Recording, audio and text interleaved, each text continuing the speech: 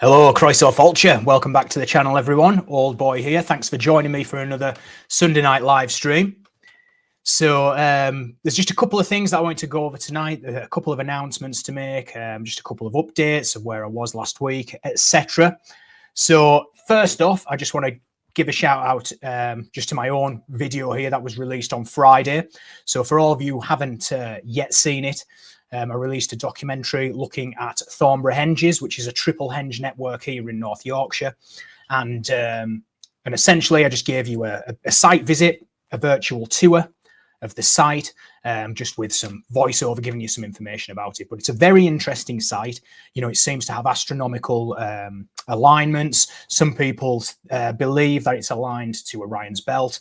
And actually, when I was on site filming, I met a guy who actually volunteers for English Heritage.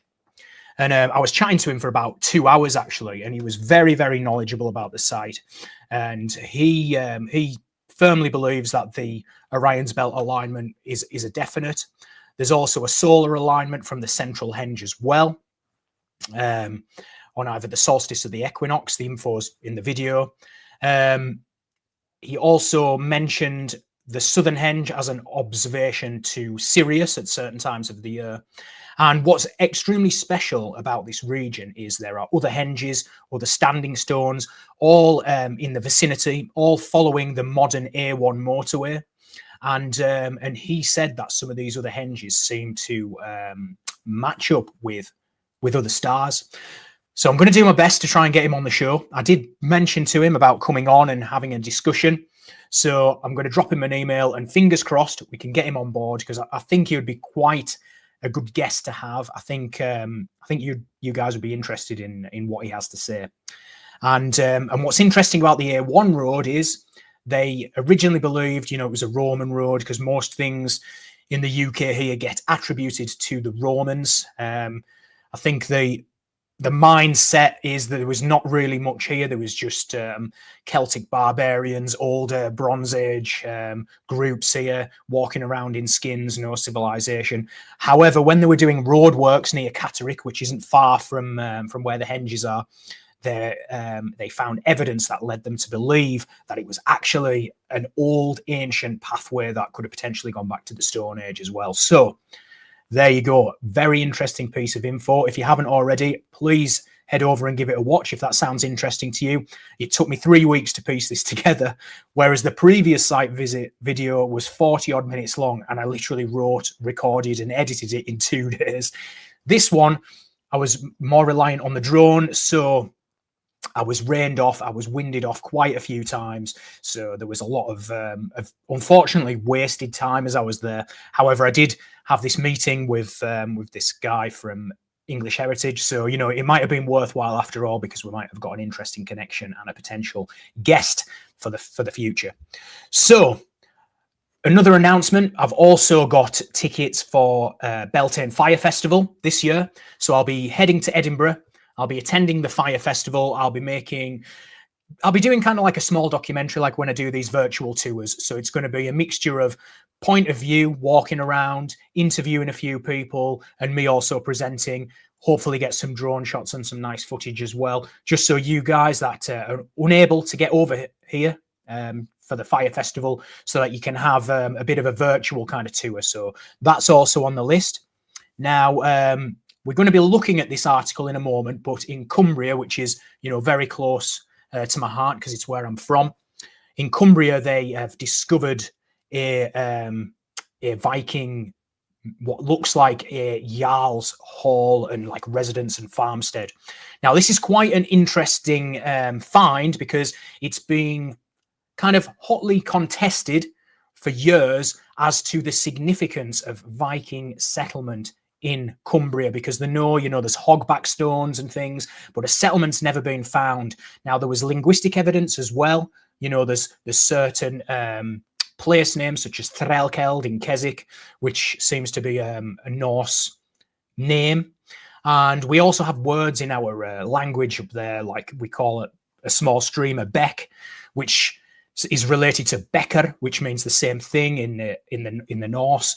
So it's been contested for a while as to how significant the impact was. However, this could change could change all of that. And I've actually just secured a slot on the excavation. So I'm going to be heading over there. I'm going to be visiting it. I'm going to be carrying out some interviews with the guys running the excavation. So they'll be able to tell you just how important this and significant this find is.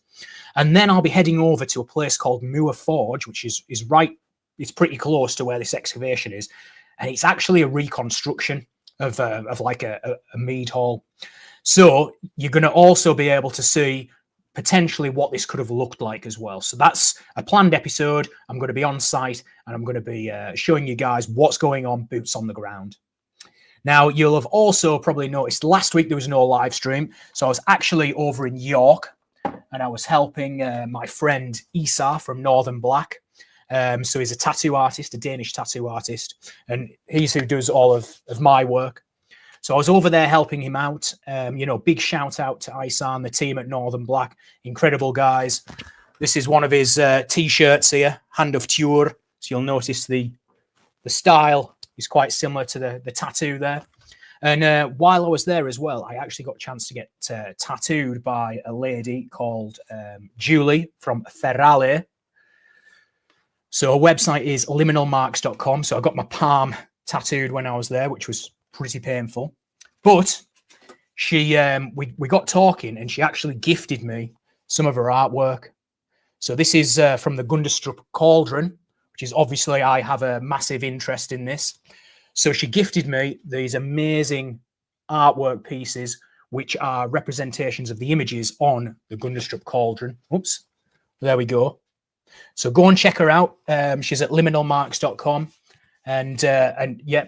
Enjoyed the festival, enjoyed working with Isa at Northern Black and the team. So big shout out to those as well. So with all that being said, that's just a bit of news and a bit of an update here. Let's now move on to some of the articles that I want to show you this week. So over in the Netherlands, archaeologists have uncovered a 7th century pagan cult site and they found ritual offerings. Now, what's interesting about this is there's some similarities to Thornborough, the video that I just uploaded, because what happened there is the site seems to have begun in the Stone Age.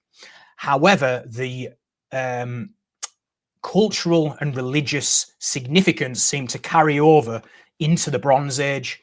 So, and this seems to be a similar place. So let's have a read of it. Let's see what they've got to say. And then what I'm going to do, this is just the news article. Then we're going to jump over to the actual journal entry. We're just going to look at the conclusions because, you know, we don't want to be getting into the nitty gritty too much and the jargon. However, I will link it in the comments or in the description afterwards. So those of you, you know, love getting nerdy, love getting into it, you can go and check it out. But there's some good images there as well, which shows you the site. So this was actually released on February 8th. This came out, so it's a couple of weeks old, but some of you might not have seen it. And I thought it was just quite interesting. So let's have a read. Archaeologists uncover 7th century pagan cult site with ritual offerings in the Netherlands. A team of archaeologists have uncovered a unique early medieval cult site in the eastern Netherlands near the hamlet of Hezingen, providing new insight into pre-Christian rites. Now, this is interesting for me because even though there's not a lot of evidence for Celtic practice, because there's not a lot of records survive in the pre-Roman era, I then look at similar rites performed by similar groups of people, other Proto-Indo-European groups, such as when I looked at Maeve and compared Maeve and her practices with Medea and her practices, because you can see these similarities, and I believe comparative mythology is the only way you can really fill in some of those gaps as to what may have been happening. Obviously, we can't always say for certain that just because one group was doing it, it was exactly the same, because as we know with the Proto-Indo-European groups, the languages diverge, the culture's going to diverge, migrating groups of people come into contact with other groups and they hybridize their civilization or their society, adopting and sharing ideas from both groups. So there's a constant evolution in play. However, you can tease some interesting information from doing this kind of comparative study. So let's have a look at these pre-Christian rites. The discovery, detailed in the journal Medieval Archaeology, offers crucial insights into the religious practices of the local elites during a time of cultural transformation. And that's because there was a pressing or a sweeping movement of Christianity in the regions that bordered this area. So hence the time of cultural transformation. So look, here's some of the finds. So the majority of which seem to be coins. And they suggest that the larger items may have obviously been taken or whatever over the years. So the site first came to light about 5 years ago, following the discovery of gold and silver coins by metal detectorists, after which a full-scale excavation commenced from 2020 to 2021. More than 190 finds were reported, including golden tremises, which are small golden coins, silver earrings, a gold pendant, consecrated around wooden pillars and a large rock. These findings suggest that Hesingen, was an important worship centre where ritual offerings were made. Excavations suggest that Hesingen consisted of a large circular structure made up of wooden posts surrounding an unusually shaped building, possibly a Herrenhof, an elite leader's residence, dating back to the 6th century. 17 post holes were identified with wooden pillars aligned in an east-west direction. This direction likely suggests that the site was used for seasonal rituals during the spring and autumn equinoxes, possibly linked to sowing and harvesting ceremonies. Now, again, this is a common theme. I'm sure, you guys will be very familiar with, rites and rituals being performed at these spring and autumn equinoxes. And again, certainly with the Hellenistic and the Mediterranean world, their religion and worship seem to be inherently linked, to nature. And obviously, when you read some of the authors, such as Iamblichus and stuff, and the Chaldean oracles, they're explicitly saying that some of these deities are like a force of nature that is obviously personified. So, for example, Aphrodite being that magnetizing force, the force of attraction, the force that keeps nature in perpetual moving forward, propagating life. So there you go. Now, artifacts were found in 3 key locations within the site. One contained a single gold coin, while the second had almost 24 fragmented and complete tremises, a gold pendant and a silver earring. The third site held other fragments of gold coins and a small pendant, and chemical analysis of the soil indicated the presence of bones, which suggests that animal sacrifices were part of the rituals practiced at Hesingen. So again, animal sacrifice as well, nothing too shocking about that. It's kind of what we would expect. And here's an image here. So this says 6th century enclosed cult house or ceremonial building or hall, possibly a magnate's residence or Herrenhof, and a late Neolithic burial mound at the high status settlement of Vass. So notice how there's this late Neolithic burial mound here as well, because that's pretty much a similar thing that you've got going on at Thornborough, where you have this Neolithic kind of construction. There's a cursus there first, a long, thin, rectangular building, which seems to have been incorporated into the building of Henges. And then later on, this was continued with Bronze Age groups as well. And I mean, who knows how long that was used for? We literally have no idea, other than the testing they can do, which, it's debatable how accurate the carbon dating is. When I was speaking to the guy from English Heritage on the site, he said that the carbon dating of the site was down to 2 seeds that were found on the site. So, I mean, that's very, very sparse. However, he did say the results that came back were what they expected. It was what fit in with everything else in the environs. So, there's other areas that can pull on, but really there's not always a lot to go on. But my point is, this is a late Neolithic burial mound. However, there was still cult practice going on, into the 6th century. So getting into that Christian period, because obviously these kind of regions, they kind of held out the longest. The Norse and stuff were one of the last groups there to be Christianized. Researchers believe that Hesingen was primarily used by local elites who left high-value offerings to emphasize their social and religious status. The presence of gold and silver offerings aligns with medieval missionary texts that describe how pre-Christian communities practiced rituals involving the gifting of valuable items. These texts refer to such offerings as a diablo geldi, or devil's money, and note that individuals seeking to convert to Christianity had to renounce these practices.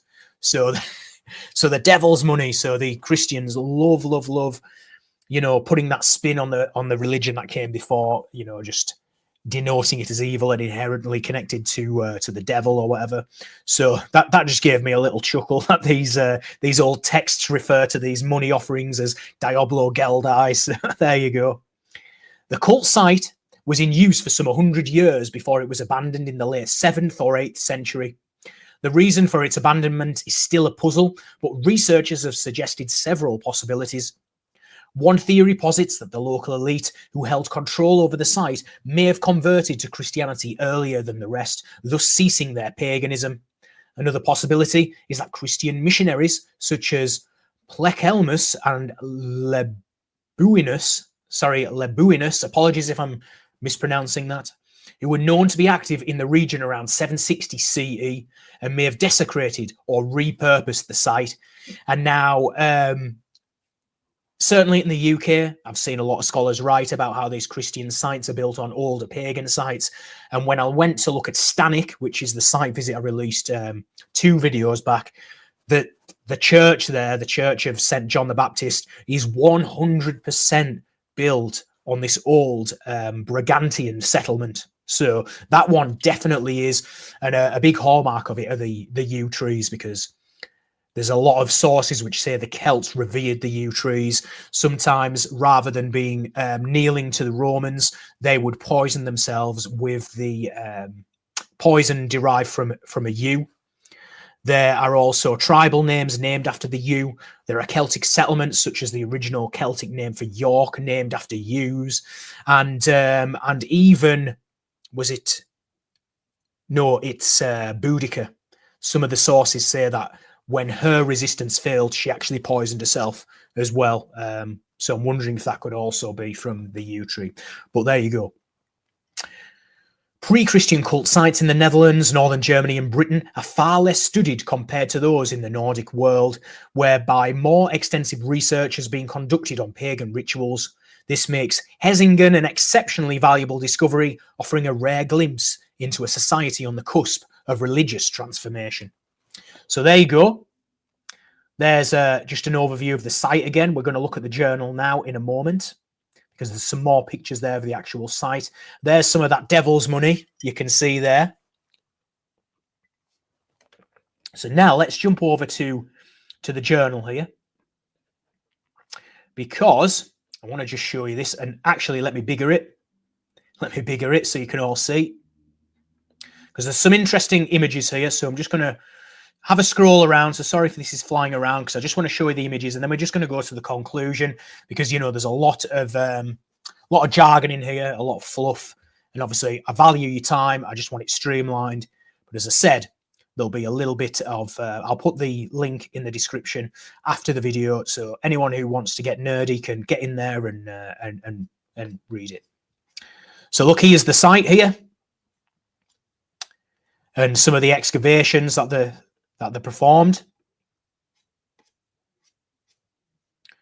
Okay, here's some close-ups here of some of the coins that were left as well.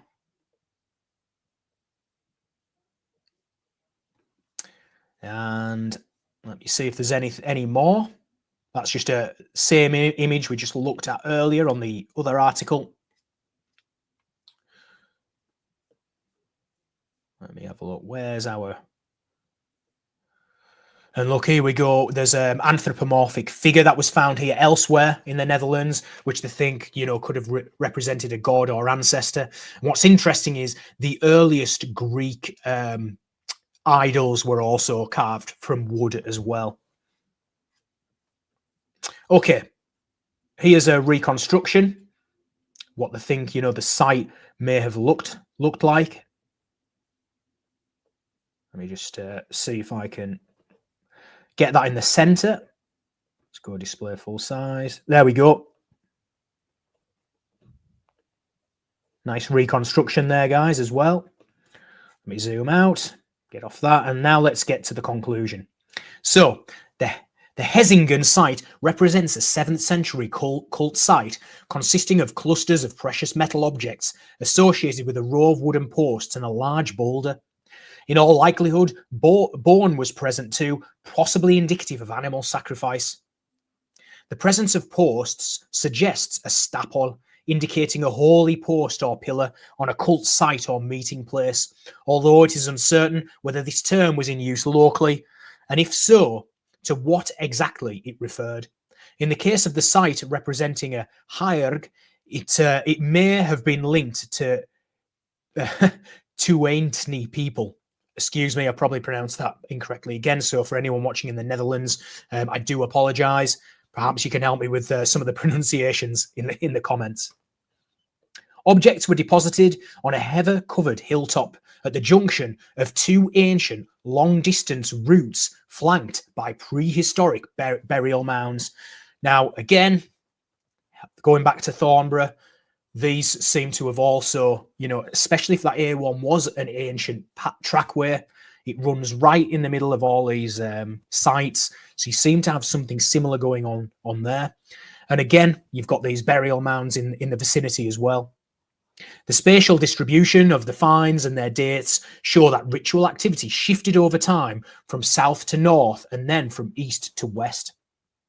The offerings may have been linked to fertility rites, as the posts were aligned with the rising and setting of the sun during the spring and autumn equinoxes.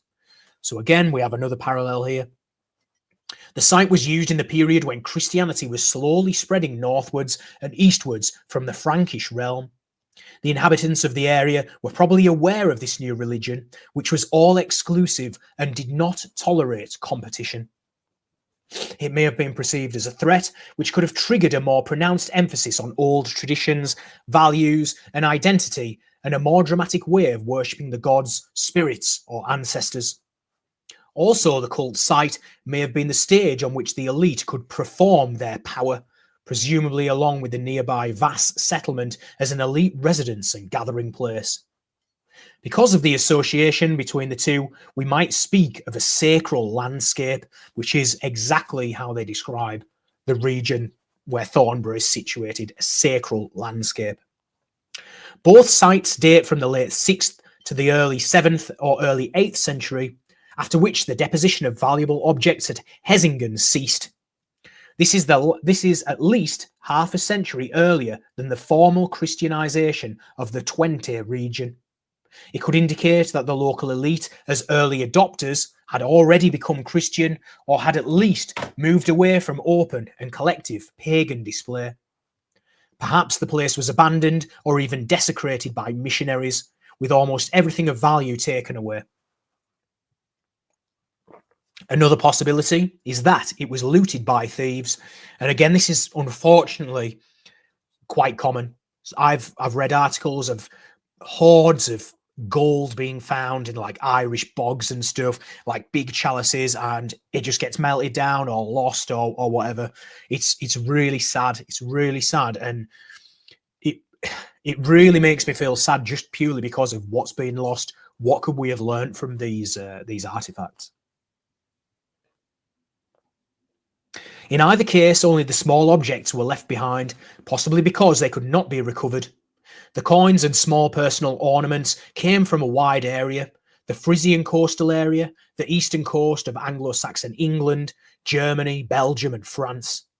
Indirectly, this shows the extent of the network in which the people of early medieval Twente participated. Quite a few other early medieval gold hoards have been discovered in the Netherlands, but their interpretation is often difficult due to the lack of contextual information. In some cases, they are interpreted as emergency hoards, hidden for safekeeping with the intention of being retrieved at a later time. Others are considered to be savings or bullion hoards. The identification of Hezingen as a cult site calls the interpretation of these gold hoards into question. Perhaps sites such as Nietap, Remerden, Korthen, and even Utrecht Domplein, all of which have been interpreted as functional deposits, should be seen in a different light. So this is another potentially groundbreaking, no pun intended, discovery, because it could now shed all of these other finds which have been viewed in a certain way now warrants them being looked at in a different light in terms of this cult ritual deposit context. And perhaps the meaning of similar finds elsewhere in Europe should also be questioned. With regard to future early medieval treasure finds, it is of the utmost importance that we study their context meticulously and in an interdisciplinary fashion. Finds should be registered individually with the assistance of highly experienced metal detectorists, and the results should be studied with an open mind. Treasure finds should be approached first and foremost not as treasure, but as archaeological sites. So there you go, guys. There is our cult site that had been discovered in the Netherlands, this devil's money there. So I thought you'd find that quite interesting. Now, let's have a look at this find that's been made in Cumbria, which could potentially now prove that the extent of the Norse settlement in the region was larger than previously thought. And as I said, I'm going to go and visit this site shortly. So, Britain's largest Viking building has been unearthed near Carlisle. It was a spectacular farm of a wealthy Norse lord. He helped the Cumbrians defeat Ethelred the Unready. Okay, let's have a look what he's got to say. Sometimes, and this is by the way, this is by a guy called Paul Easton. He writes quite a lot on Cumbrian history, and he's got some very interesting articles. So I guess this is a shout out as well to Paul Easton. So go and check out his. He's got pages on Facebook and stuff where he posts all of this. So definitely go and check him out. Sometimes a single archaeological discovery throws a bright light on a whole landscape of history that was previously lost in darkness. For centuries, it has been known that Scandinavian trader warriors who were bloodily ejected from Dublin had landed on the northwest coast in the 10th century.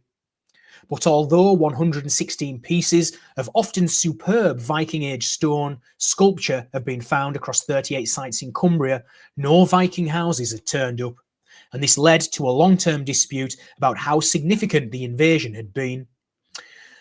But now archaeologists from Grampus Heritage have discovered the largest Viking Age building ever unearthed in Britain at High Tarns Farm near Silloth, Cumbria, about 20 miles west of Carlisle. Its extraordinary scale, design and economic importance indicates it was not just a major early medieval agricultural establishment.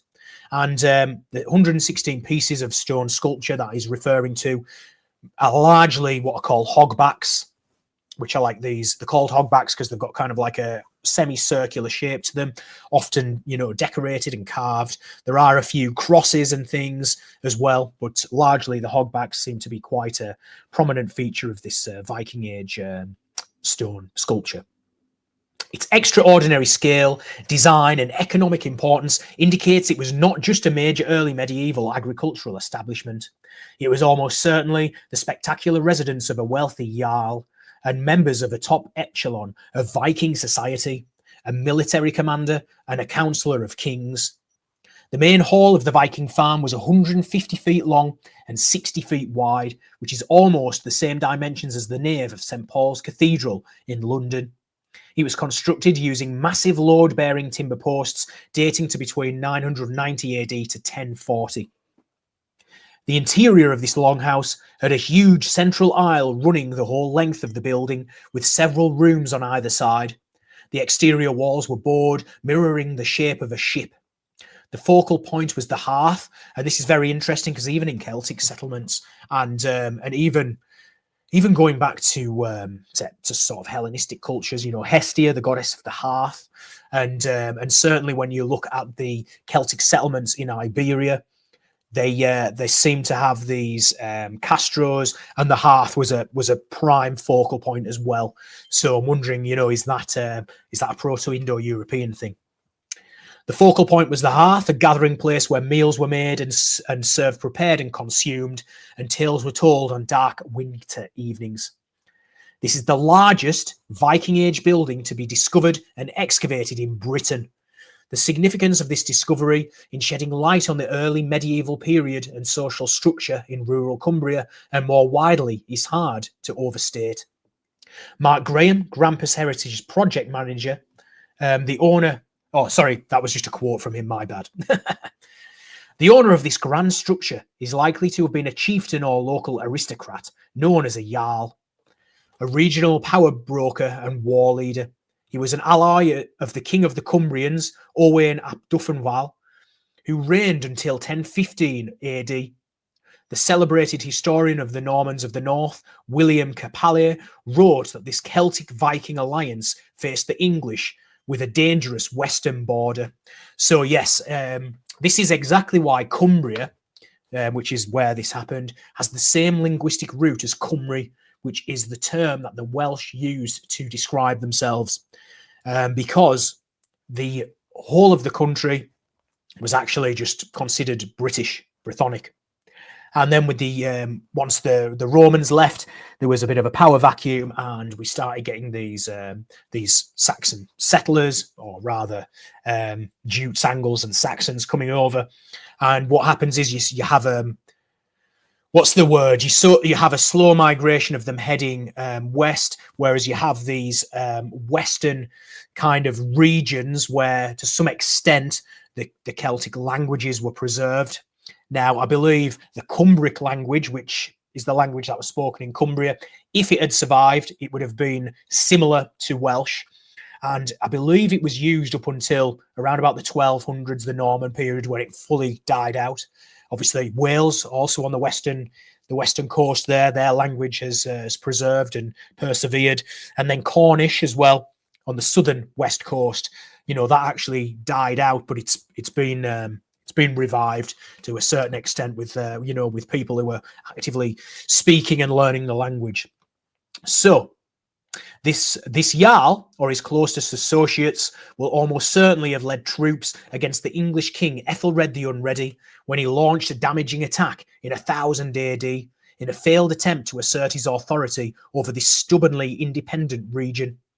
At this date, Cumbria was referred to as Cumbraland, or Land of the Cumbrians, in the main Old English source, the Anglo-Saxon Chronicle. When written in Latin, it was also called Cumbria. Although we do not know the name of our Jarl, he could have easily been a descendant, perhaps the great-grandson of a hereditary Norse Viking lord. That aristocrat was among the merchants, That aristocrat was among the merchants, raiders, craftsmen, and sailors following Ivar II, the reigning Norse king of Dublin, who the Irish kings violently expelled in 902 AD from Dublin, which the Vikings had turned into a lucrative slave trading centre. And strangely enough, Dublin, I mean, in Irish, du is black. Llyn, which in the Welsh, Llyn is like a lake. So it means something along the lines of Blackpool, like funnily enough, because we have a place called Blackpool on the west coast of England, something like Blackpool, Black Lake, something like that. As the threat from England grew, it seems that Cumbrian Celts shifted from opposing Norse incursions to forging alliances and encouraging them to come over and settle in order to bolster Cumbrian defences. In return for the welcome, the Vikings quickly became integrated into Cumbrian political fabric, often acting as allies or even vassals, explicitly paying homage to Cumbrian rulers. The indigenous Celtic kings appear to have drawn up a zoning policy to minimise friction, ensuring the Norse refugees farmed and set up home on unused land or estates abandoned by retreating Anglo-Saxons. And here's what they think it could have resembled. So this is a chieftain's farm in Trysil in Denmark. So they believe it was something like a farmstead, with the main hall in the centre there. The Cumbrian Celts also appear to have protected Norse trade across the Dublin Lake, which is what the Viking settlers called the Irish Sea, from attack as part of the deal. The relationship was not completely untroubled. During the period of Norse settlement in Cumbria, especially in its early stages, it seems other Norwegian Vikings continued to launch opportunistic pirate raids which caused conflict. It would be wrong to be too idealistic about the behaviour of the incoming Scandinavians. It was not an organised movement, more of a case of small groups arriving in dribs and drabs. Rich Scandinavians were able to muscle into the most fertile lands in Cumbria, displacing local farmers. Anglo-Saxons, who originally migrated from the Kingdom of Northumbria, were the big losers. Their interests could no longer be protected as their homelands were being fragmented and weakened by Viking raids. Some Scandinavian warriors and Viking merchants appear to have taken over multiple estates and amalgamated them.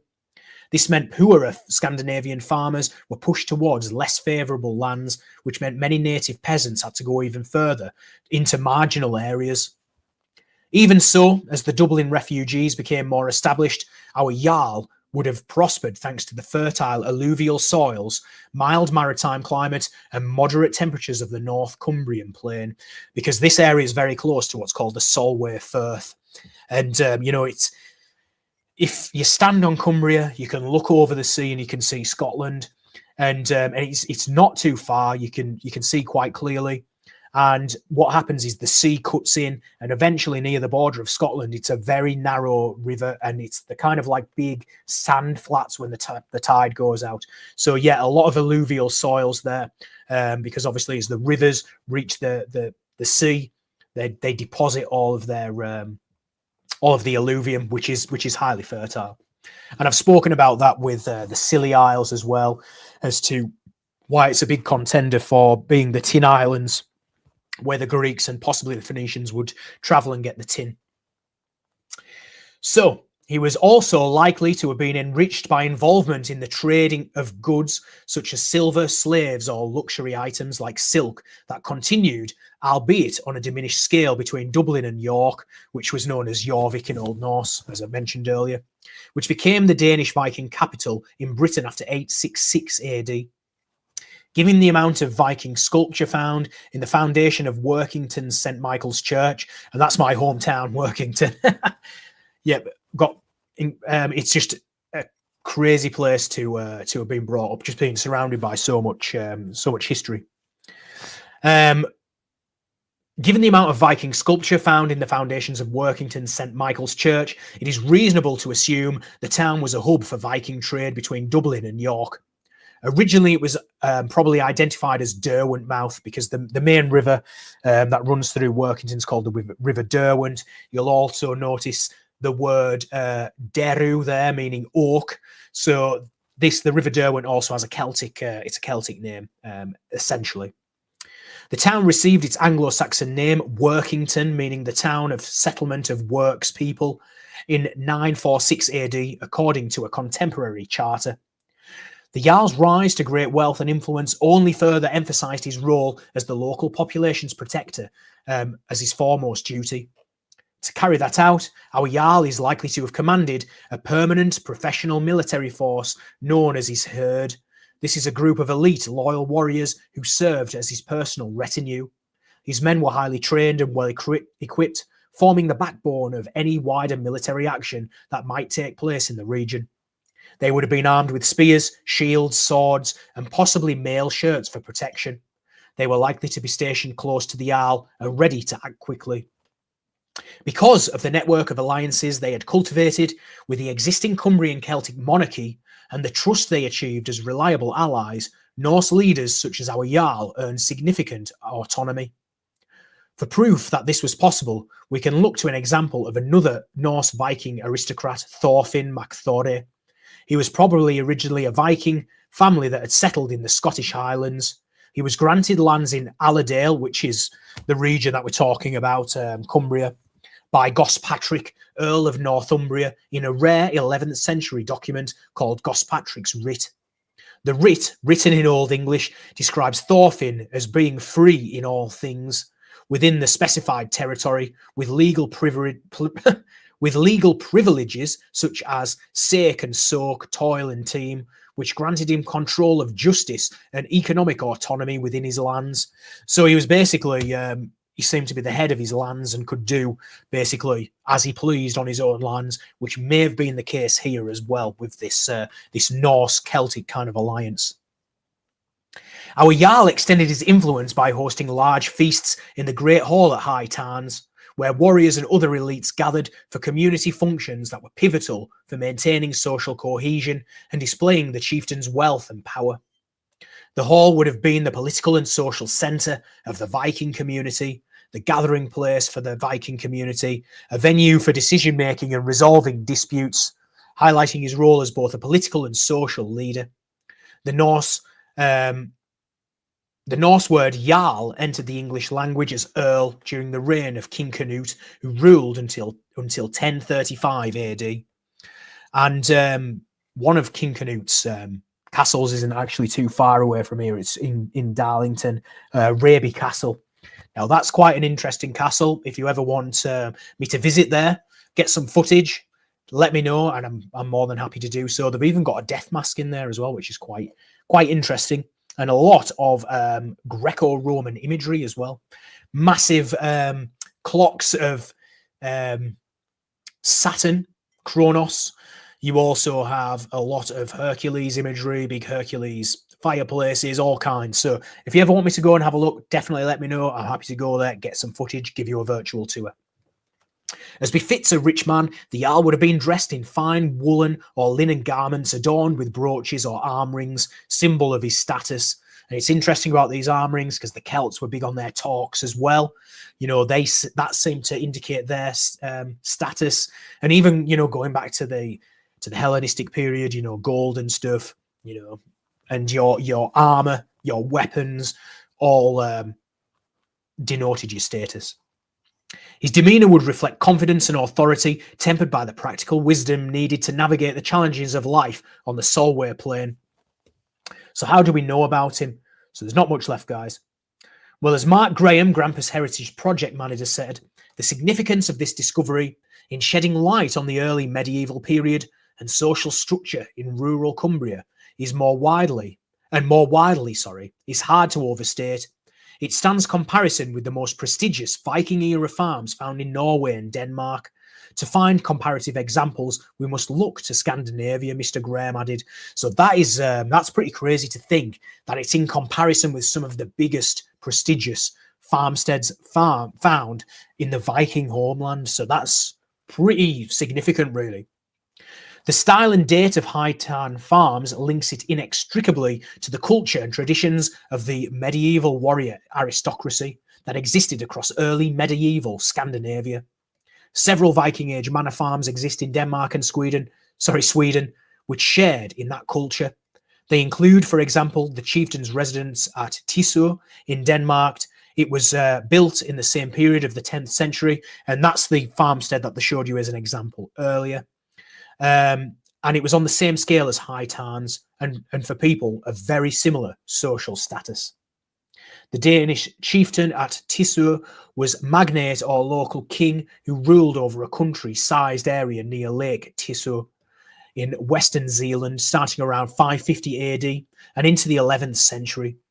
The chieftain played a central role in Viking society, doing everything from organising markets for trades and crafts, which often took place at his farm, to organising bodyguards for the king and carrying political, military, economic and religious authorities across his region.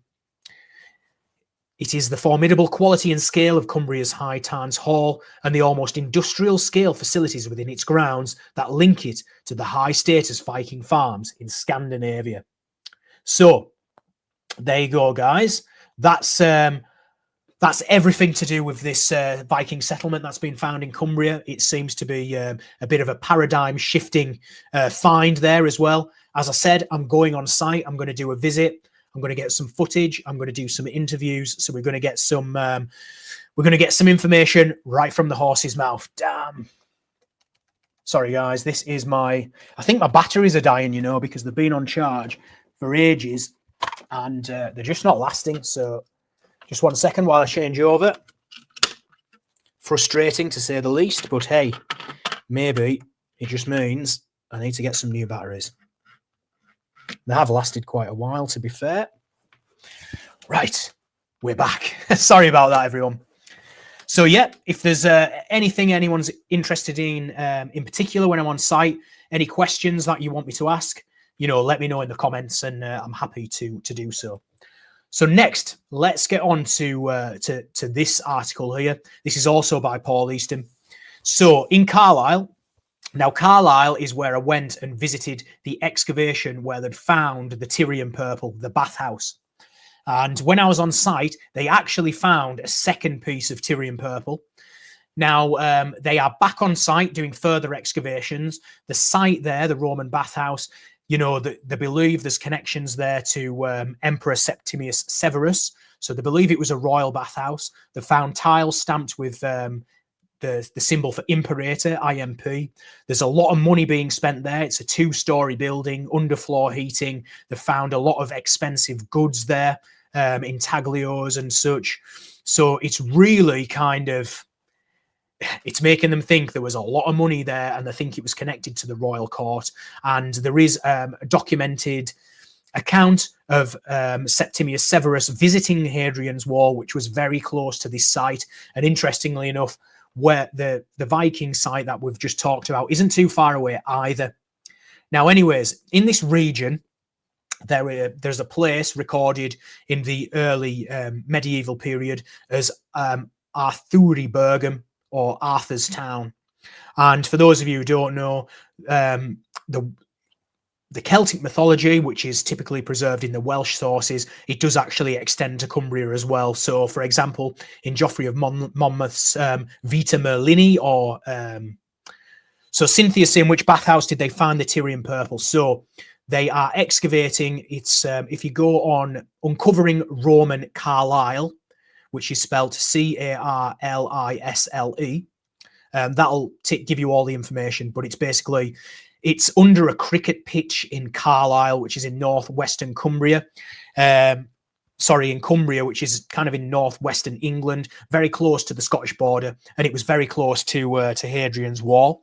So if you want more info, check out Uncovering Roman Carlisle. Anyways, this God, I forgot my train of thought there now. So this is why being on the spectrum is a bit of a double-edged sword. Whatever I look at gets 100% of my attention, and then I just completely forget where I'm at. Anyways, Arthuribergum. So there's a town, Vita Merlini, that's what I was talking about. So in the life of Merlin, you know, he talks about Ruddock, king of the Cumbrians, who were, you know, at the time Celtic king. Merlin's up in that region as well. So, and there's even other places in the region. There's a big henge there called Arthur's Round Table. So, you know, it does, no need to apologize, Cynthia, no worries whatsoever. So it does extend to this region. I know a lot of people just think it's down south, but that's not the case whatsoever. And now I'll be honest, when I saw Arthuribergum, if it said Arthuribrigum or Briga, which is the Celtic suffix for the term, Briga being the same linguistic root as in Brigantes, Brigantia, you know, it means high one or a fortified settlement. I would have leaped a little bit more, would have been a little bit more excited. But the fact that it's Bergum implies to me that it's later, because Bergum is the Germanic side of that root. So you have Burgundians, for example, which has that same root. So Brigantes and Burgundians have the same linguistic root. However, one's branched off into the Celtic, Brigantes, one's branched off into the Germanic, Burgundians. So the fact that it's called Arthuribergum, if it was Brigham, yes, I would have been more excited. However, it's still an interesting piece. So let's look at it and see what it's got to say. Have they found King Arthur's Cumbrian HQ? Remains of a big ancient timber building have been found at former Roman cavalry base in Carlisle.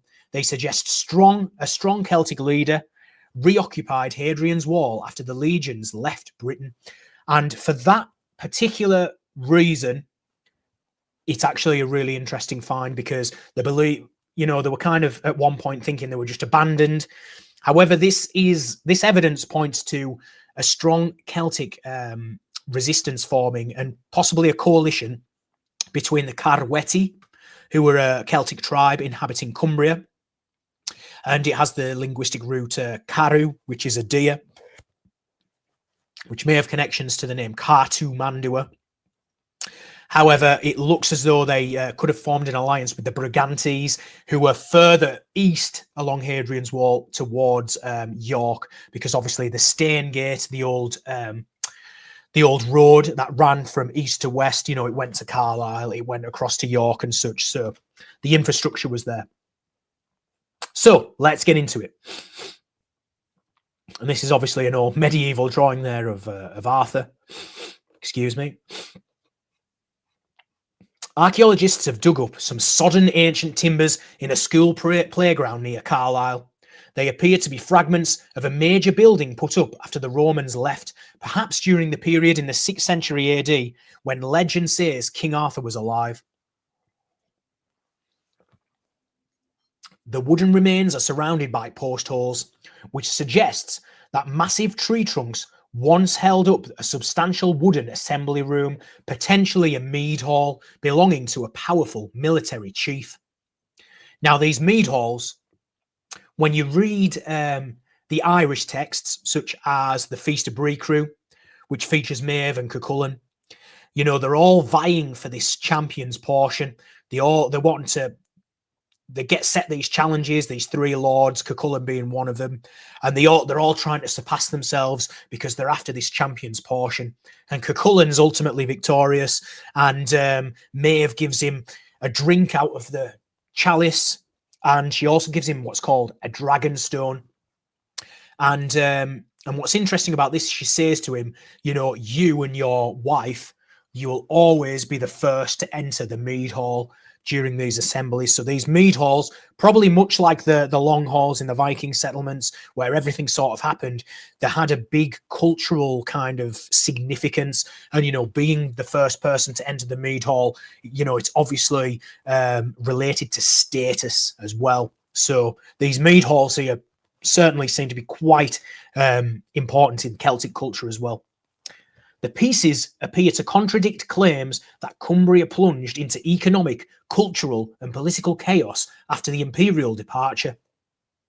One reason for the excitement about this discovery is that it was made on the site of the former headquarters of the largest Roman cavalry regiment in Britain, the 1,000-strong unit of the Alla Petriana. And at the bathhouse excavation, they found a lead military stamp of the Alla Petriana as well. So, you know, this isn't far away from that Roman site whatsoever. The other is because generations of amateur historians have placed the fabled Arthur's military headquarters, Arthuri Burgum, or Arthur's Town, at the former village of Etterby, now a northwestern suburb of Carlisle. Etterby is next door to Stanwix, not to be confused with Stanwick, which is the Brigantes fort near Scotch Corner that I went to look around. It's Stanwix. Previously, the consensus among scholars is that the place we now know as Cumbria collapsed into 200 years of disarray and hopelessness when the troops marched out. Coins allegedly disappeared, pottery vanished, towns like Carlisle became deserted, and the people were reduced to subsistence, it was said. This catastrophe supposedly left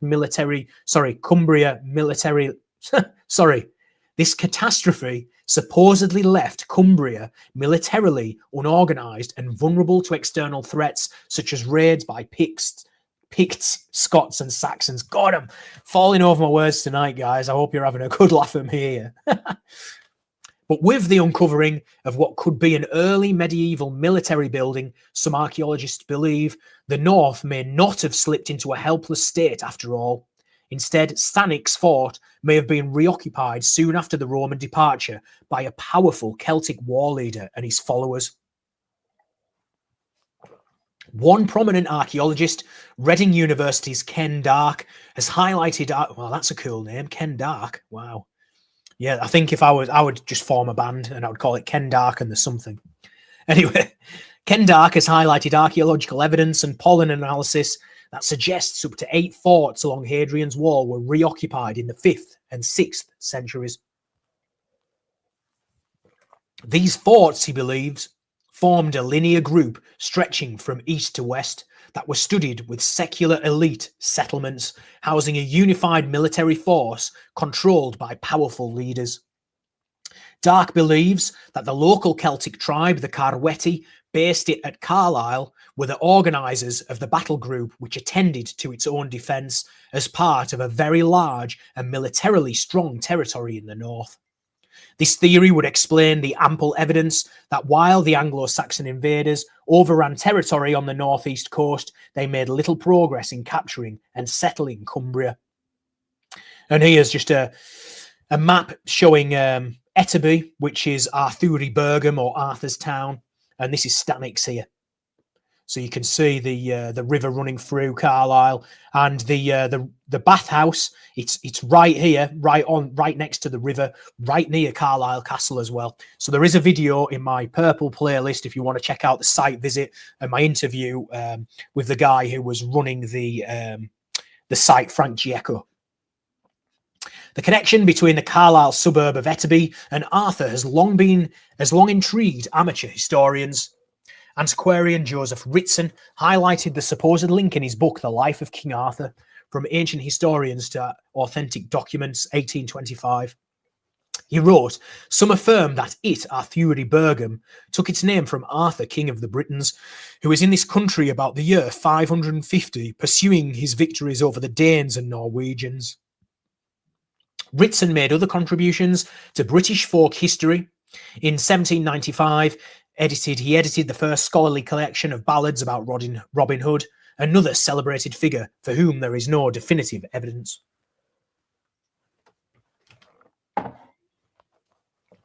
To be accurate, the first mention of Arthuri Bergum, meaning Arthur's fort, and again, Brigham would have meant the same thing, but it would have been Celtic, which would have made me pay a bit more attention, put it that way.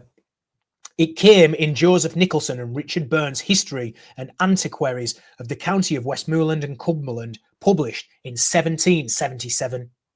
The authors claimed the place was mentioned in old writings, but they never produced these old writings. So unfortunately, the trail goes cold with these guys in 1777.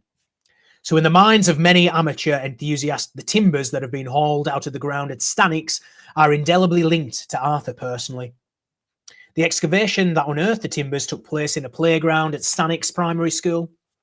An archaeological assessment report about the excavation by Oxford Archaeology North says that the diggers discovered a series of large earth-filled post holes. They were the remains of substantial timber buildings that had evidently been dug through the levelled remains of fort buildings, dating from around the early medieval period, which academics say begins around 475 AD. So, you know, in the aftermath of the imperial Romans leaving that power vacuum.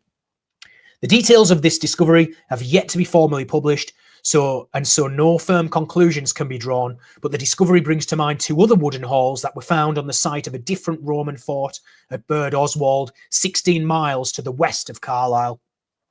There, an excavation uncovered 2 timber buildings, one 100 feet long, was constructed after the 380s on the site of the collapsed Roman North Granary.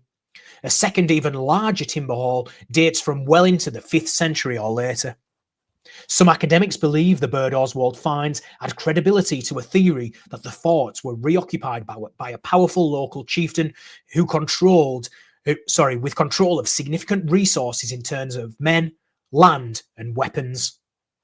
In itself, none of this directly confirms Arthur was the leader, but the picture that emerges from the archaeology is that Roman power in the north declined decisively in 383 AD, when the usurper Magnus Maximus withdrew his troops on Hadrian's Wall to support his bid for power in Gaul.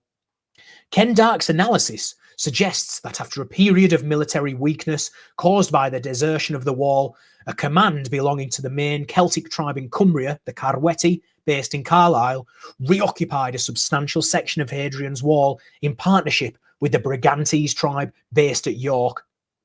Ken Dark implies that this coalition may have formed the foundation of the Celtic kingdom that eventually emerged in around 550 AD as Reged, the predecessor of Cumbria. And what's really sad, actually, is if you go to Cumbria, there's literally zero mention, other than Arthur's Round Table, of this, Celtic heritage. There is a place called the Reged Discovery Centre, but when you go there, it's a petrol station. it's terrible. And this is part of the reason that it inspires me to get this kind of information out there, because there's friends and family back at home that don't even know this stuff, and they don't teach it in school. It just kind of left to fall into obscurity. So anyways, sorry for the tangent. Ken Dark, however, he's not, he doesn't go unchallenged. Rival scholars challenged Dark's analysis. In particular, PJ Casey of the University of Dundee queried how much evidence there was for the elite living quarters. He declared the pollen analysis was too ambiguous to suggest a permanent reoccupation, and suggested that the evidence indicated any reoccupation of forts was only sporadic. Dark replied that his conclusions are backed up by similar evidence from what happened elsewhere in Britain. So despite this robust challenge, Ken Dark's conclusions have caused great interest. They amount to a groundbreaking, iconoclastic reinterpretation of what happened in Cumbria in the 5th and 6th centuries. Of course, part of the excitement centres on the belief in some quarters that this is the period when the mythical King Arthur was supposed to have lived. The idea that he was a northern king is also attracting increasing attention. But what evidence is there that he was? The first ever mention of Arthur's existence came in a work called Historia Britonum, written in around 820 AD by a monk called Nennius. In this book, Arthur is described as the Dux Bellorum, or leader of battles, not a king. Nennius credits him with leading the Britons in 12 fights against the Saxons, culminating in the victory at Mount Baden, which most scholars believe was fought in the southwest of England. The Historia is the foundation text for the Arthur legend. And the later Romantic period stuff, which, comes written in the Norman period, some of it, Latin, French, seems to be embellished. I've noticed a lot of these texts also seem to encode some of what seems to be similar to the Orphic Vox, actually. And especially Vita Merlini, that also specifically mentions some figures in the Greek sphere as well. The Greco-Roman sphere, to be fair. The Historia is regarded by many academics as a problematic historic source due to its inconsistencies, blending of myth and history, and potential political bias. The locations Nennius provides for the battles are vague and hard to interpret. Despite this, the traditional view developed that Arthur fought his battles primarily in southern and central Britain, particularly in regions like Lincolnshire, the Midlands, and the West Country. But some academics who specialise in the study in the origin of words claim there are grounds for believing Arthur fought entirely in the north. Some point out that the 6th century monk Gildas originally attributed the victory at Mount Baden to a Romanised Briton, Ambrosius Aurelianus, and never mentioned Arthur. And Ambrosius, that text about Ambrosius Aurelianus, about the two dragons fighting as well. The red and the white dragon, that's the red and the white. The fact the dragons, is making me think of the Orphic Vox. The red and the white dragons fighting as well. That's also Orphic Vox. I've talked about this previously. And the fact is called Ambrosius because the Ambrosias, they were partaking in the nectar of the gods, what they were taking in the communion as well. So the fact is called that. He wears the purple. It's just encoding another layer, and 12 battles and such. There's layers to the text. Therefore, that battle can be ignored and the rest placed in the north, they argue. So because this Mount Baden was actually talking about Ambrosius Aurelianus, what they're saying is if you discount that one, which doesn't mention Arthur, according to this text anyway, then the other battles could be elsewhere. I'm not saying I agree with that statement myself, so just to put that out there. Thus, scholars like the philologist and Celtic scholar Andrew Breeze dismisses the idea that Arthur was a royal southerner who fought the Anglo-Saxons with a magical sword, a character that Geoffrey of Monmouth invented in 1136 AD. Instead, according to Breeze, he was a gritty military leader, not a king, who earned a great reputation while campaigning much of his time in Reged and the northeast of Britain. Breeze reckons Arthur fought against other Britons, not Anglo-Saxons, in a struggle over food during a famine, and that he died in 537 AD fighting his last battle at Camlan. Breeze locates Camlan at Castlestead's Roman fort on Hadrian's Wall because Camlan sounds similar to the Latin name Campbellana Fort at Castlestead, only 9 miles from Stanix. In his book, Britain and the End of the Roman Empire, Ken Dark assesses discoveries at other Roman forts. So this is the archaeologist that was talking about this earlier. He assesses discoveries at other Roman forts, including Burd Oswald, Brougham, Old Carlisle, Maryport, and Castlesteads. He points out that the similarities between the evidence from these fort sites prompts comparisons between them. He wrote that they could be evidence of the continued occupation of the forts of the Dux Britanniarum, the Roman military occupation of Britain, into the 5th and 6th centuries by the families of their former garrisons, or their systematic reoccupation at this date. He does not think occupation was continuous. Apart from around Carlisle, the evidence shows Roman farming declined for a significant period. He adds that the refortification of wall forts and the repair of a road linking them to York, that a shared military organisation in this area survived, or more likely was revived, in the 5th or 6th centuries. It seems likely that the Carvetti, based at the former Roman regional capital of Carlisle, joined forces with the Brigantes, based at the former Roman regional capital in York, to fight the Anglo-Saxon advance. However, he argued that the Carvetti would have insisted on autonomy, with their own military chief controlling their forces. And now, what's interesting about this is some scholars actually think Venutius, who was the husband of Cartimandua, queen of the Brigantes, some actually believe that he may have been a Carvettian himself. Dark wrote, "It is hard to believe that an alliance of equals between the two former civitates should have resulted in the Carvetti entrusting their security to a defensive system based in the Brigantian territory. If each province arguably attended to his own defence in the 5th century, this could have been longer lived in the north, arguably undisturbed by the Saxons' rebellion." In a remarkable insight, Dark argues that a cluster of inscriptions on stone tablets on the west side of Hadrian's Wall imply the survival of the Carvettian civitas. This means that the Carvetti retained the Roman administrative structures after the legions quit. So there you go. And that's an excerpt from his book as well, Paul Easton, who I mentioned earlier. So if you want to pick up his book and check it out, then you can head over to Fletcher Christian Books and check that out. Because Fletcher Christian, the guy who captained the Bounty, he was actually from Cumbria as well. So there's a bookshop there named after him, if you're wondering why it's called that. So, and that's just going to, I'm just going to stop sharing. That's going to conclude today's journey. I hope you all enjoyed it.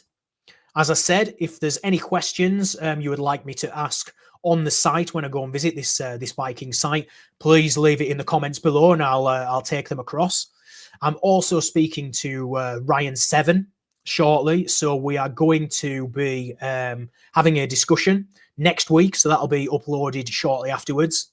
And I'm also trying to get the guy that I spoke to from English Heritage on the site to discuss some more of these alignments regarding Thornbury Henges a little more in depth. So there you go. That's going to conclude today. I'm just going to go and have a quick flick through the chat there. You know, Sarlux, great to see you. Lokides, great to see you there. Pan, great to see you. Great to see you, Pan. Amber, great to see you as well. Thanks for tuning in. Hey, Lisa, I'm pleased you could make a live stream. Tina, great to see you. Hey, Valerie, great to see you. Thanks for joining. You know, Valerie's been a big supporter for a very long time there. Thank you very much. Parmella, great to see you. Yes, Sarlux says, is that the Fire Festival in Scotland? Yes, so I'm going to the Beltane Fire Festival. That's up in Edinburgh. It's at Carlton Hill. So it's an incredible festival. It's celebrating Beltane. There'll be a lot of theatrics, a lot of fire there. So it's going to be great. I've wanted to go for a very long time. So I'm happy that I can go and give you a virtual tour. Hey, Suyane, great to see you. Mladen Zubchik. Sorry, Zubchik. Is that how you pronounce it? I'm sorry if I'm pronouncing your name incorrectly there. I really do apologize. I just really appreciate you being here. Thank you very much. So you're from Croatia. Brilliant. There's a King Arthur myth legend there as well. Fantastic. I'll have to check that out. Kit Kat, great to see you. Justin, hail the muse. Thanks for being here. Ben G, great to see you. Thanks for joining us. Yeah, I've actually seen that. So he says, could he have been a prince of Sarmatia? So I've seen about some of the cavalry that was stationed over here. I've seen people write about that actually. So very interesting stuff. So the yew tree just blew your mind there, Mike Peace, 666. Great to see you. Yeah, so the original Celtic name for York was, the Romans called it Iboracum. They've reconstructed it as Iburacon in the Celtic, which means yew tree place. And yeah, there's quite a lot of these place names and such over in Iberia, so northwestern Spain, modern day Spain, parts of Portugal as well. So go and have a look at some of those place names. You can see prominently some tribes named after it as well. That's interesting, Pan, that the yew tree is sacred tree of Hecate as well. Very interesting. So, I mean, I think there's going to be a common origin to a lot of this stuff. So, you know, obviously being Proto-Indo-Europeans, I do think there's going to be quite a bit of continuity, obviously changing over time and stuff. Hey, Kit Kat, great to see you. I'm pleased you're going to get nerdy. I'll definitely post the journals in the description afterwards. Cynthia, great to see you. Marilise, great to see you. And Tammy, hey, thanks for being here, Tammy. Always great to see you. Hey, Magus Galzu, Heather WP. I'm great here, Heather. Yes, please do hit the notification bell. I've noticed, I mean, I don't like pushing this kind of stuff. I don't like saying, please like, subscribe, ring the bell. You know, I think it's a bit cheesy. I don't like doing that, but I have noticed that sometimes I'm putting videos out and I see comments where people are going, I'm not getting notifications. It's not popping up in my feed. So I'm going to maybe have to start saying it because people seem to see my videos later down the line. So Marilise, so YouTube's putting ads on the live feed. I'm very sorry about that. I don't know why YouTube are doing that. I'll double check I'll double check afterwards just to make sure it's nothing that I've done by accident. As far as I was aware, I don't put any on when I'm going live. I obviously add them afterwards for a replay, but I've never like putting loads in. You know, I think every 10 minutes or so, anything less than that's a bit excessive. So thanks for the heads up, letting me know. I'll sort that out. Hey, Deacon Bean Cooter, great to see you. Bobby Sue, great to see people tuning in from Australia. Thank you so, so much. And Justin Miles Dew, great to see you. Thanks for being here. Hey, Andrew, great to see you. Andrew Whelan's been a follower for a very long time. Great to see you, matey. So, yeah, Teddy Bass. Hey, hey, Teddy Bass, great to see you, mate. Great to see you. Love Teddy Bass. Big shout out. Go and check out some of his music. Love Teddy Bass. And Ian Briggs, great to see you. Thank you. Enjoy the show. Thank you so much. Thank you, Jerry Gar. He says that you need your own Netflix show. I really wish I could do a bit more, so I'm going to do that. Hey, rock on, Teddy Bass. Right, guys, Fats Rabbits is here as well. Great stuff. So, you know, diolch yn fawr iawn to my Welsh viewers as well. And I'm going to close out now, guys. So thank you. Thanks so much, everyone that's been here and for sticking to the end. I really appreciate it. And I'll catch you next week. And yeah, enjoy the rest of your Sunday, guys. All the best. Take care.